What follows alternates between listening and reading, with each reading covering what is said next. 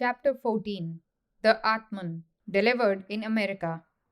Many of you have read Max Muller's celebrated book, Three Lectures on the Vedanta Philosophy, and some of you may perhaps have read in German Professor Deussens' book on the same philosophy.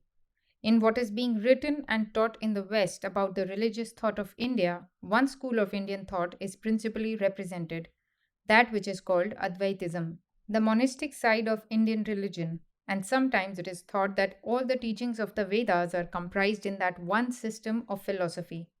There are, however, various phases of Indian thought, and perhaps this non dualistic form is in the minority as compared with the other phases.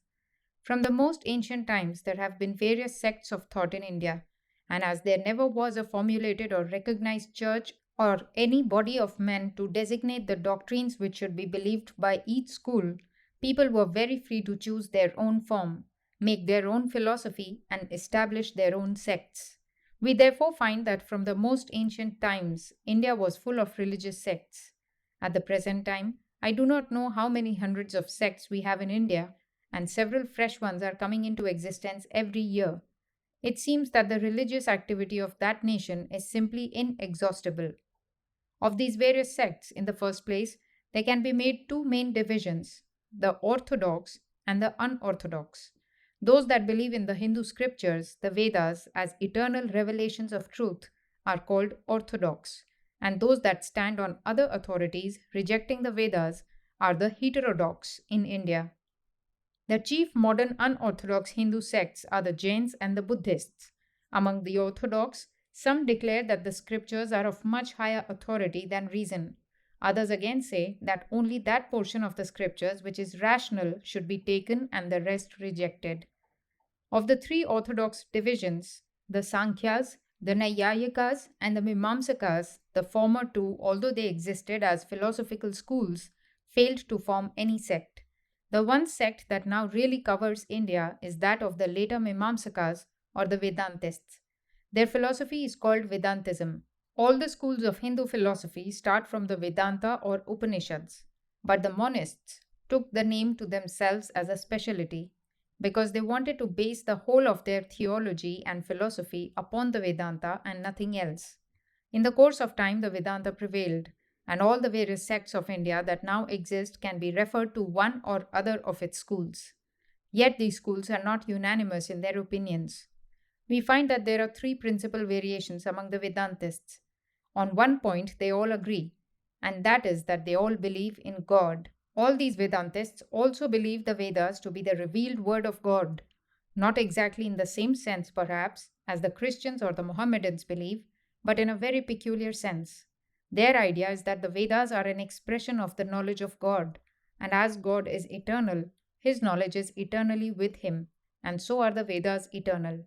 There is another common ground of belief, that of creation in cycles, that the whole of creation appears and disappears, that it is projected and becomes grosser and grosser, and at the end of an incalculable period of time, it becomes finer and finer, when it dissolves and subsides, and then comes a period of rest. Again, it begins to appear and goes through the same process. They postulate the existence of a material which they call Akasha, which is something like the ether of the scientists, and a power which they call prana. About this prana, they declare that by its vibration, the universe is produced. When a cycle ends, all this manifestation of nature becomes finer and finer and dissolves into that Akasha which cannot be seen or felt, yet out of which everything is manufactured. All the forces that we see in nature, such as gravitation, attraction, and repulsion, or as thought, feeling, and nervous motion, all these various forces resolve into that prana, and the vibration of the prana ceases. In that state, it remains until the beginning of the next cycle. Prana then begins to vibrate, and that vibration acts upon the akasha, and all these forms are thrown out in regular succession. The first school I will tell you about is styled the dualistic school. The dualists believe that God, who is the creator of the universe and its ruler, is eternally separate from nature, eternally separate from the human soul. God is eternal. Nature is eternal. So are all souls. Nature and the souls become manifested and change, but God remains the same. According to the dualists, again, this God is personal in that he has qualities, not that he has a body. He has human attributes. He is merciful. He is just. He is powerful. He is almighty. He can be approached. He can be prayed to. He can be loved. He loves in return, and so forth. In one word, he is a human God, only infinitely greater than man. He has none of the evil qualities which men have. He is the repository of an infinite number of blessed qualities. That is their definition. He cannot create without materials, and nature is the material out of which he creates the whole universe. There are some non Vedantic dualists, called atomists, who believe that nature is nothing but an infinite number of atoms, and God's will, acting upon these atoms, creates. The Vedantists deny the atomic theory. They say it is perfectly illogical. The indivisible atoms are like geometrical points without parts or magnitude. But something without parts or magnitude, if multiplied an infinite number of times, will remain the same. Anything that has no parts will never make something that has parts. Any number of zeros added together will not make one single whole number. So, if these atoms are such that they have no parts or magnitude, the creation of the universe is simply impossible out of such atoms. Therefore, according to the Vedantic dualists, there is what they call indiscrete or undifferentiated nature, and out of that, God creates the universe. The vast mass of Indian people are dualists. Human nature ordinarily cannot conceive of anything higher. We find that 90% of the population of the earth who believe in any religion are dualists. All the religions of Europe and Western Asia are dualistic. They have to be. The ordinary man cannot think of anything which is not concrete. He naturally likes to cling to that which his intellect can grasp.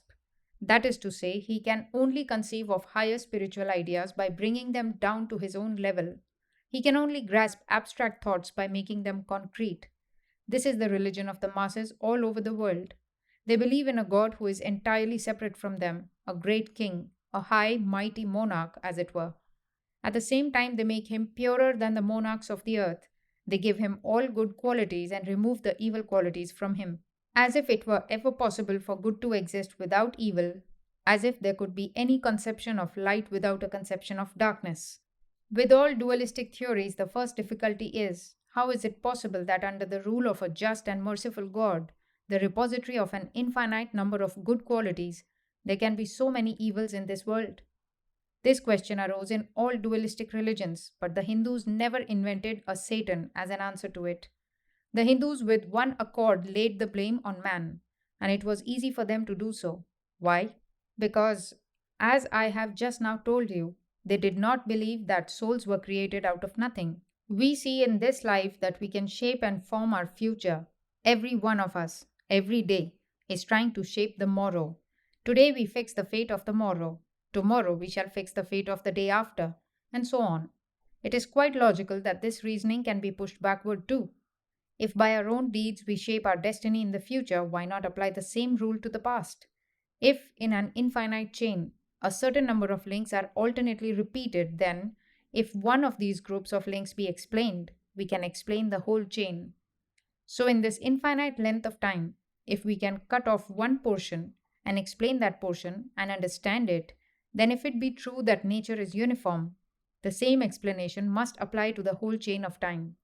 If it be true that we are working out our own destiny here within this short space of time, if it be true that everything must have a cause as we see it now, it must also be true that that which we are now is the effect of the whole of our past. Therefore, no other person is necessary to shape the destiny of mankind but man himself. The evils that are in the world are caused by none else but ourselves. We have caused all this evil, and just as we constantly see misery resulting from evil actions, so can we also see that much of the existing misery in the world is the effect of the past wickedness of man. Man alone, therefore, according to this theory, is responsible. God is not to blame. He, the eternally merciful Father, is not to blame at all. We reap what we sow. Another peculiar doctrine of the dualists is that every soul must eventually come to salvation. No one will be left out. Through various vicissitudes, through various sufferings and enjoyments, each one of them will come out in the end. Come out of what? The one common idea of all Hindu sects is that all souls have to get out of this universe. Neither the universe which we see and feel, nor even an imaginary one, can be right, the real one, because both are mixed up with good and evil. According to the dualists, there is beyond this universe a place full of happiness and good only, and when that place is reached, there will be no more necessity of being born and reborn, of living and dying, and this idea is very dear to them. No more diseases there, and no more death. There will be eternal happiness, and they will be in the presence of God for all time and enjoy Him forever. They believe that all beings, from the lowest worm up to the highest angels and gods, will all sooner or later attain to that world where there will be no more misery. But our world will never end. It goes on infinitely, although moving in waves. Although moving in cycles, it never ends. The number of souls that are to be saved, that are to be perfected, is infinite. Some are in plants, some are in the lower animals, some are in men, some are in gods, but all of them, even the highest gods, are imperfect, are in bondage. What is the bondage? The necessity of being born and the necessity of dying. Even the highest gods die. What are these gods? They mean certain states, certain offices. For instance, Indra, the king of gods, means a certain office. Some soul which was very high has gone to fill that post in this cycle, and after this cycle, he will be born again as man and come down to this earth. And the man who is very good in this cycle will go and fill that post in the next cycle. So, with all these gods, there are certain offices which have been filled alternately by millions and millions of souls, who, after filling those offices, came down and became men. Those who do good works in this world and help others, but with an eye to reward, hoping to reach heaven or to get the praise of their fellow men, must, when they die, reap the benefit of those good works. They become these gods. But that is not salvation. Salvation never will come through hope of reward. Whatever man desires, the Lord gives him. Men desire power, they desire prestige, they desire enjoyments as gods, and they get these desires fulfilled. But no effect of work can be eternal. The effect will be exhausted after a certain length of time. It may be eons, but after that it will be gone. And these gods must come down again and become men and get another chance for liberation. The lower animals will come up and become men, become gods, perhaps then become men again, or go back to animals, until the time when they will get rid of all desire for enjoyment, the thirst for life, this clinging on to the me and mine. This me and mine is the very root of all the evil in the world. If you ask a dualist, "Is your child yours?" he will say, "It is God's. My property is not mine, it is God's. Everything should be held as God's." Now, these dualistic sects in India are great vegetarians, great preachers of non killing of animals, but their idea about it is quite different from that of the Buddhist. If you ask a Buddhist, "Why do you preach against killing any animal?" he will answer, "We have no right to take any life." And if you ask a dualist, "Why do you not kill any animal?" he says, "Because it is the Lord's." So the dualist says that this me and mine is to be applied to God and God alone. He is the only me and everything is his. When a man has come to the state when he has no me and mine, when everything is given up to the Lord, when he loves everybody and is ready even to give up his life for an animal without any desire for reward, then his heart will be purified. And when the heart has been purified, into that heart will come the love of God. God is the center of attraction for every soul, and the dualist says, a needle covered up with clay will not be attracted by a magnet, but as soon as the clay is washed off, it will be attracted. God is the magnet, and human soul is the needle, and its evil works, the dirt and dust that cover it. As soon as the soul is pure, it will by natural attraction come to God and remain with Him forever, but remain eternally separate. The perfected soul, if it wishes, can take any form. It is able to take 100 bodies, if it wishes, or have none at all, if it so desires. It becomes almost almighty, except that it cannot create. That power belongs to God alone. None, however perfect, can manage the affairs of the universe. That function belongs to God. But all souls, when they become perfect, become happy forever and live eternally with God. This is the dualistic statement. One other idea the dualists preach They protest against the idea of praying to God. Lord, give me this and give me that. They think that should not be done. If a man must ask some material gift, he should ask inferior beings for it. Ask one of these gods or angels or a perfected being for temporal things. God is only to be loved. It is almost a blasphemy to pray to God, Lord, give me this and give me that. According to the dualists, therefore, what a man wants, he will get sooner or later by praying to one of the gods. But if he wants salvation, he must worship God. This is the religion of the masses of India. The real Vedanta philosophy begins with those known as the qualified non dualists. They make the statement that the effect is never different from the cause. The effect is but the cause reproduced in another form. If the universe is the effect and God the cause, it must be God Himself. It cannot be anything but that. They start with the assertion that God is both the efficient and the material cause of the universe, that He Himself is the creator, and He Himself is the material out of which the whole of nature is projected. The word creation in your language has no equivalent in Sanskrit because there is no sect in India which believes in creation, as it is regarded in the West, as something coming out of nothing. It seems that at one time there were a few that had some such idea, but they were very quickly silenced. At the present time, I do not know of any sect that believes this. What we mean by creation is projection of that which already existed.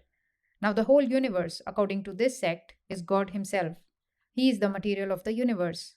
We read in the Vedas, as the Urnanabhi, spider, spins the thread out of its own body, even so the whole universe has come out of the being.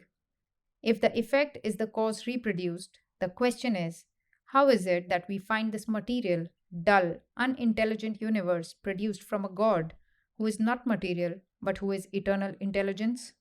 How, if the cause is pure and perfect, can the effect be quite different? What do these qualified non dualists say? Theirs is a very peculiar theory. They say that these three existences, God, nature, and the soul, are one. God is, as it were, the soul, and nature and souls are the body of God. Just as I have a body and I have a soul, so the whole universe and all souls are the body of God, and God is the soul of souls. Thus, God is the material cause of the universe. The body may be changed, may be young or old, strong or weak, but that does not affect the soul at all.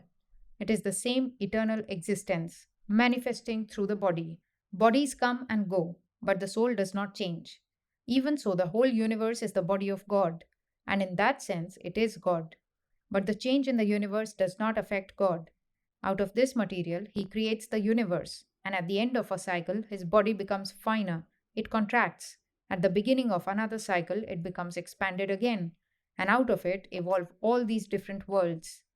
Now, both the dualists and the qualified non dualists admit that the soul is by its nature pure, but through its own deeds it becomes impure. The qualified non dualists express it more beautifully than the dualists by saying that the soul's purity and perfection become contracted and again become manifest, and what we are now trying to do is to remanifest the intelligence, the purity, the power which is natural to the soul.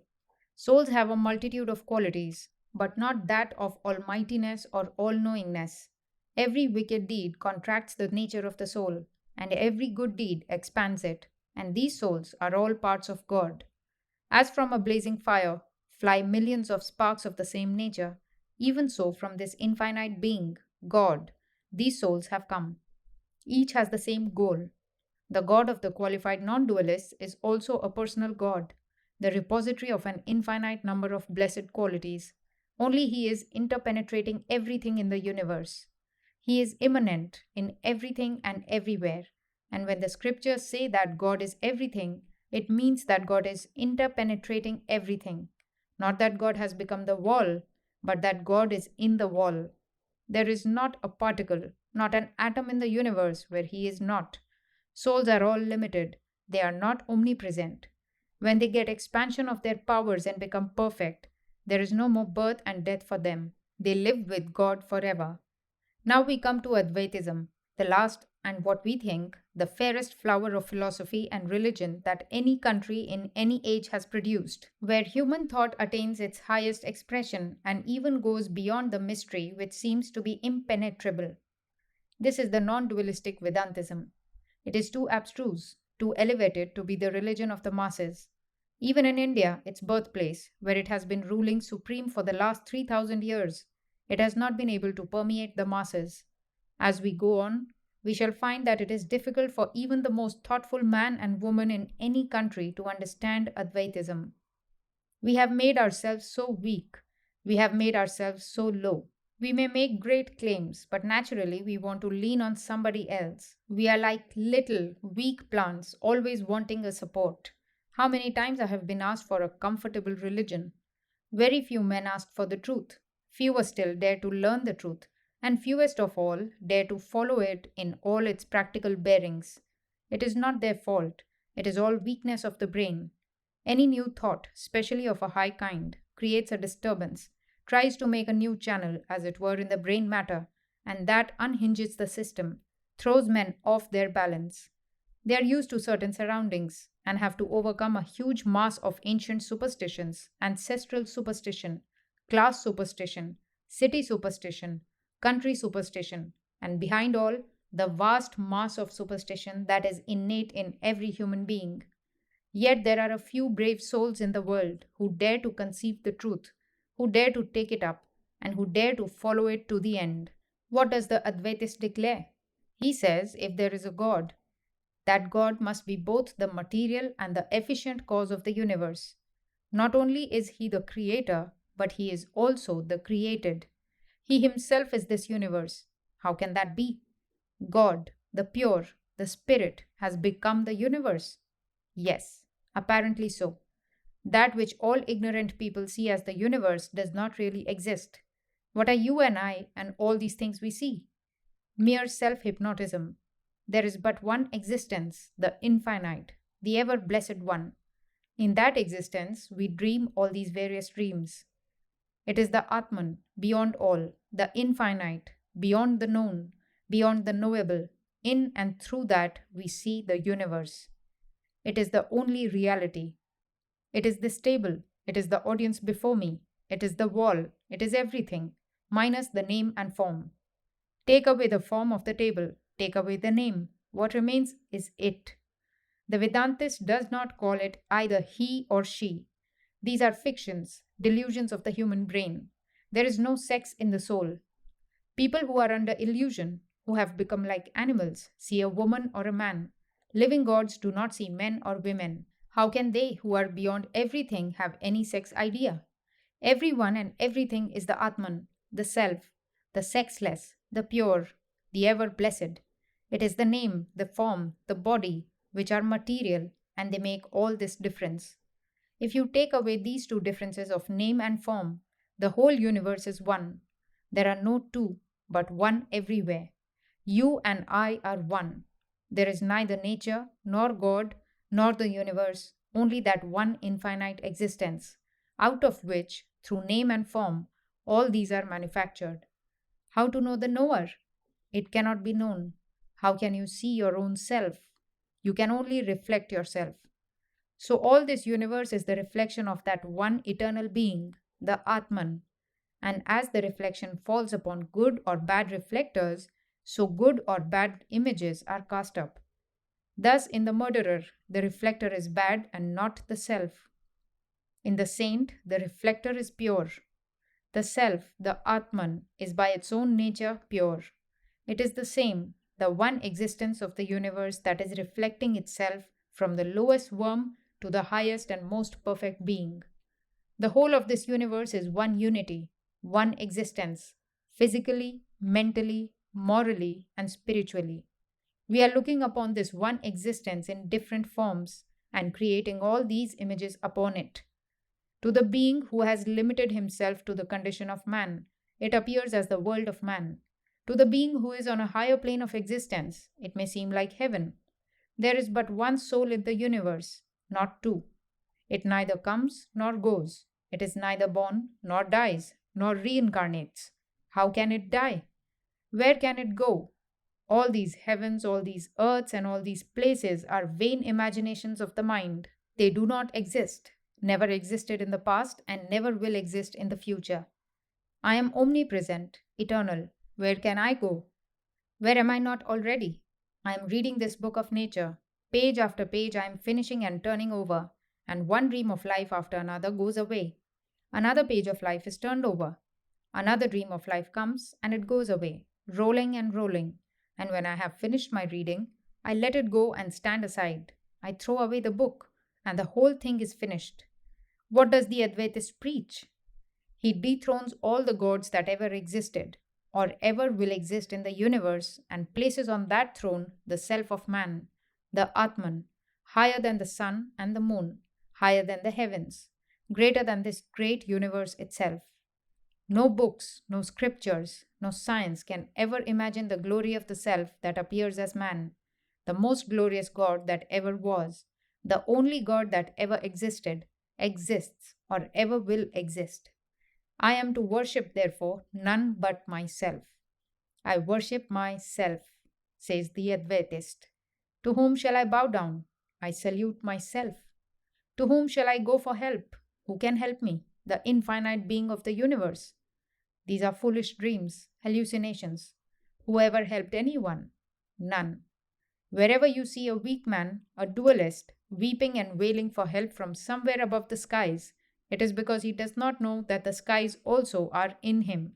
He wants help from the skies, and the help comes. We see that it comes, but it comes from within himself, and he mistakes it as coming from without. Sometimes a sick man lying on his bed may hear a tap on the door. He gets up and opens it and finds no one there.